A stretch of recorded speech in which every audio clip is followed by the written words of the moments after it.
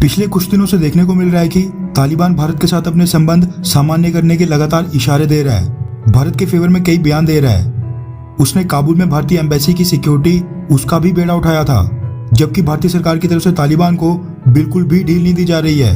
हालांकि भारत में कई लोग ये आवाज उठाने लगे हैं कि हमें अब तालिबान के साथ अपने संबंधों को सामान्य कर लेना चाहिए। लेकिन संबंध सामान्य करना तो छोड़ो, पीएम नरेंद्र मोदी ने खुद ही स्टेटमेंट जारी करके पिछले कल तालिबान को यह बता दिया कि आतंक के बलबूते पर खड़े साम्राज्य ज्यादा लंबे समय तक नहीं चल पाते हैं। लेकिन भारत अब यहाँ तक सीमित नहीं रहा।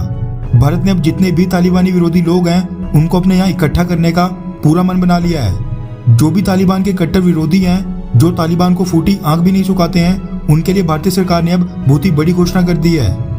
भारत ने तालिबान के खिलाफ क्या प्लानिंग की है, क्या बड़ा नीतिगत फैसला किया है जिसका इम्पैक्ट आने वाले कई सालों तक देखने को मिलेगा, उसको डिस्कस करने से पहले आप सभी व्यूअर से रिक्वेस्ट है कि अगर आपने हमारे चैनल इंडियन अफेयर्स को अभी तक सब्सक्राइब नहीं किया है तो प्लीज आगे बढ़ने से पहले सबसे पहले सब्सक्राइब कर दें और बेल आइकन दबाना ना भूलें, ताकि अफगानिस्तान, डिफेंस और इंटरनेशनल न्यूज की हमारी सभी वीडियोस की नोटिफिकेशंस आपको लगातार मिलती रहें। बढ़ते हैं मेन खबर की तरफ। तो आपको याद होगा कि तालिबानियों ने जब साल 1996 से साल 2001 के बीच में अफगानिस्तान पर राज किया था, शरिया लॉ से अफगानिस्तान को चलाने की कोशिश की थी। उन दिनों वहां पर सबसे ज्यादा अत्याचार महिलाओं और माइनॉरिटीज पर हुआ था। लेकिन जब साल 2001 के बाद यूएस अफगानिस्तान में घुसा, उसने वहां पर डेमोक्रेटिक सरकार सेटअप की, तो जितनी भी माइनॉरिटीज और महिलाएं थी, तब से इनको अफगानिस्तान में बहुत ही ज्यादा आजादी मिली।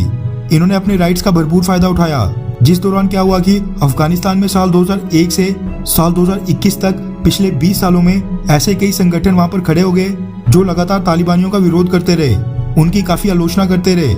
जो 1200 से 1400 साल पहले के कानून तालिबान थोपना चाहता है या कभी वो अपने राज में थोपा करता था, ये सभी लोग उनकी कड़ी खिलाफत करते थे। उदाहरण के लिए वुमेन एक्टिविस्ट जो महिलाओं के अधिकारों की बात करते हैं। अफगानिस्तान में कई सारे एनजीओज खड़े हुए, ओपिनियन मेकर सामने आए, सिविल सोसाइटी के संगठन खड़े हुए। ये सभी संगठन सामने आए और उन्होंने इतने सालों से तालिबानियों और तालिबानी सोच का अफगानिस्तान में जमकर विरोध किया, जिसके कारण ये हमेशा से तालिबान की हिट लिस्ट पर रहते थे। लेकिन आज तालिबान रूल आने के बाद सबसे बड़ा खतरा इन्हीं लोगों पर दिख रहा है, जिसको देखते हुए भारतीय सरकार ने ऐसे सभी लोगों को बहुत ही बड़ी राहत दी है। रेफरेंस के लिए आप स्क्रीन पर द इकोनॉमिक टाइम्स के एक आर्टिकल का स्क्रीनशॉट देख सकते हैं, जिसके मुताबिक भारतीय सरकार ने फैसला किया है कि जो भी अफगानिस्तान की वुमेन एक्टिविस्ट हैं, वहाँ के एनजीओ वर्कर्स हैं, स्टूडेंट्स हैं, ओपिनियन मेकर्स हैं, सिविल सोसाइटी के मेंबर्स हैं और ऐसे सभी लोग जिन्होंने अफगानिस्तान में आज तक भारत के प्रोजेक्ट से लेकर एम्बेसी और बाकी फील्ड्स में हमारी मदद की है, वैसे सभी लोगों को वीजा देने में भारत उनको ही प्रायोरिटी देगा और बेहद कम समय में वीजा इशू करके उनको अफगानिस्तान से जल्दी इवैक्यूएट किया जाएगा। तालिबानियों को इससे क्या नुकसान होगा, उस पर बात करें तो ये सारे कट्टर तालिबानी विरोधी मानसिकता वाले लोग हैं। ये जब भारत में आएंगे तो ये लोग यहाँ से तालिबानियों के खिलाफ अपनी आवाज बुलंद करते रहेंगे, जो वो वहाँ बैठे कभी नहीं कर सकते हैं, वरना उनकी जान पर वहाँ पर बड़ा खतरा हो जाएगा। भारतीय सरकार ये सारा कुछ एक बड़ी स्ट्रेटेजी के तहत कर रही है, जो धीरे धीरे अब सामने आ रही है। लेकिन अब देखने को ये मिल रहा है कि भारतीय सरकार ने तालिबान रूल के खिलाफ खड़े होने के पूरे संकेत अभी से देना शुरू कर दिया है।